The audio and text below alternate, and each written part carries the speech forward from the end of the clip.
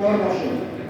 আমরা যারা বিএনপি করি আমরাও বলেছি যে না আমরা গরিব মানুষের এই দোকানে ভ্যাট বসন দেওয়া না, কর বসন দেওয়া। বাজেট যখন পাশ হয়েছে তখন গরিব দোকানের ভ্যাট যেটা প্রস্তাব করা হয়েছে প্রত্যাহার করা।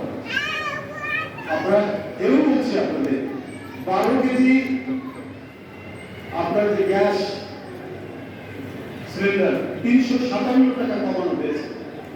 12 কেজি গ্যাসে 357 টাকা কমানো হয়েছে। অর্থাৎ জনস্বার্থকে সবচেয়ে বড় করে দেখছেন, জনগণের কষ্ট লাঘব করাকে বড় করে দেখছেন প্রধানমন্ত্রী জনাব তারেক রহমান।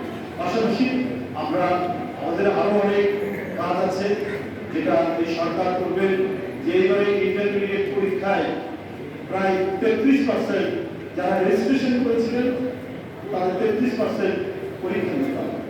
এটা শিক্ষা মন্ত্রণালয়কে দেখতে হবে কেন এত ছেলে ধরে গেল।